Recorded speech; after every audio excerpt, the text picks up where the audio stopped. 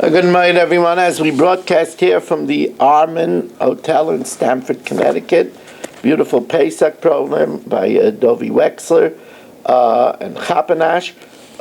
We are sponsored by Yisrael Fisher and family, Leila Nishmas Basi Bas Rabbi Shlomo Ben Avram Alevi, Perel Bas Ruvain.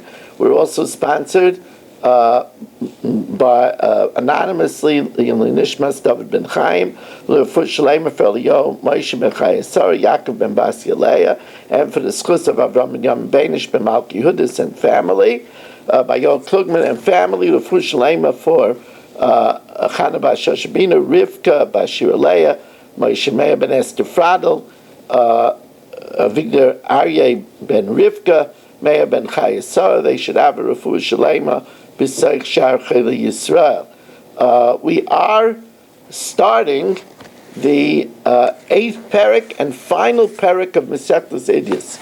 You should know it's an extreme great accomplishment to learn Masechtas Idiyos. Many Talmidei Chachamim have never learned Masechtas Idiyos because they learn all of the Daf Yomi, they learn Mishna Yisrael and Taras, but they don't know Idiyos. So it's a tremendous accomplishment to learn Masechtas Idiyos as we start with Mishnah Aleph in Idiyos.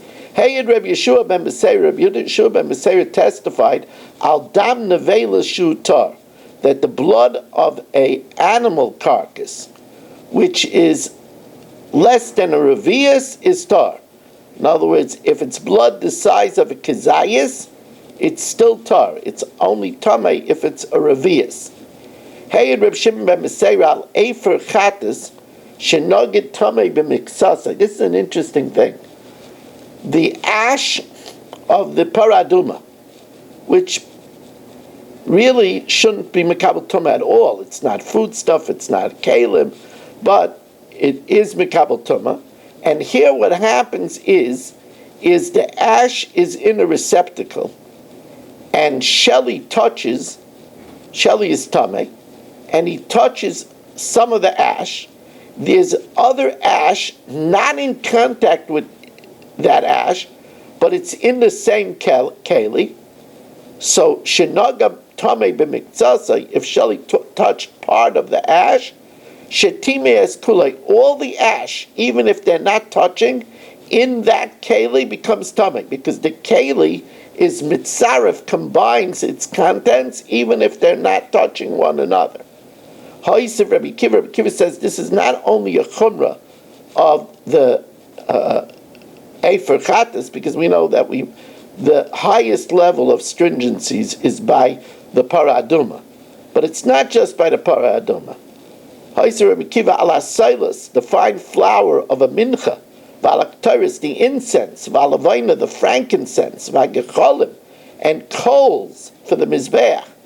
Shenogal tful yaim b'miktzasin, even if Shelley is just a tful yaim. A tful yaim is somebody who touched the sheretz, went to the mikvah, but until nightfall, he's still a sheni. So, and even though frankincense and incense and coals should not be mekabel tumah, because they're not a foodstuff, they're not a keli, but chibas hakodesh machshatan, the preciousness that its kachim makes it ready for tumah, and if Shelley touches one piece of frankincense, and there are other frankincense pieces in the keli, even though they're not touching the one that he touched, but the keli unites all of its contents, shepasal es kulam, and therefore he disqualifies all of them. Now, Mishnah Beis tells us, hey, Reb Yehuda ben Bava, Reb Yehuda HaKayin, Reb Yehuda ben Bava and Reb Yehuda HaKayin testified al Katanas Bas Yisrael shenisas l'kayin. We talked about this in the previous parak.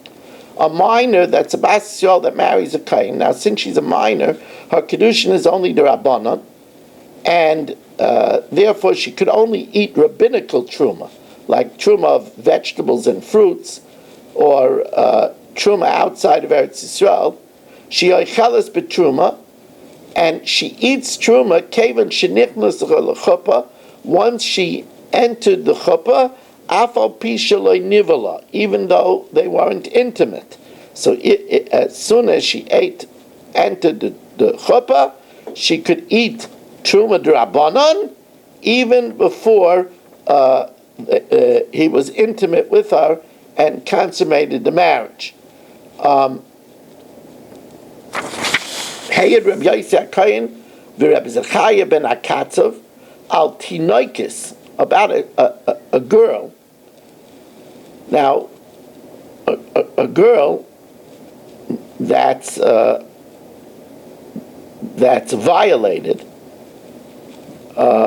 is not allowed to marry a Kohen. Now, here was a case, even if she was violated against her will. So here was a case, al Tinoikis shehurhana ba'ashkelon.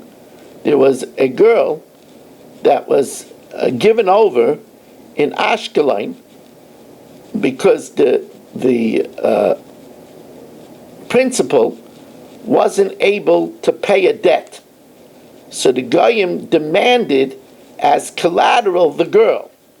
And they took the girl. And then when the debt was paid and the girl was returned, v'richakua b'nei mishpachta, her family didn't allow her to marry in the kahuna. Now, but the Eider Me'idanaisa, but witnesses testified, Shaloi Nistra, that she was never alone with the captors, V'Shaloi Nitma, and she was never violated. Now, they didn't want to accept these witnesses because these witnesses were Avodim Kananim, so they weren't kosher witnesses. But the same witnesses were the ones that said that she was captured in the first place. Amalem Chachamim, imaminim atem shehurhana, if you accept their testimony that she was taken into captivity, then haminu shaloi nistra, then you have to believe them that that she wasn't violated, that she was never alone with them. V'shaloi nitma. But if you don't want to accept their testimony that she was not alone with them and not violated, because they're Avadim Kananim, but since the only way you know that she was taken was through these Avadim Kananim, if you don't accept their testimony that she wasn't violated, then Al Taminu Shereina, then you can't accept their testimony that she was taken. And therefore, anyway, either way, she is allowed to marry a Kohen. And this was the testimony of Reb Yosef Kohen and Reb Zechariah ben Akatzov of what the Chacham said, that it's either you accept the testimony of the Vadim Nanim, both that she was taken as collateral and also that she wasn't violated. But if you don't want to accept their testimony, she wasn't violated, then you can't accept their testimony she was taken as collateral, because they're the only ones that know that. And therefore, if you don't accept that, there's no reason that she cannot marry a Kohen. Either way, she could marry a Kohen. We want to thank you very much for joining us. Remind you that tomorrow we have Shir back at 8:15.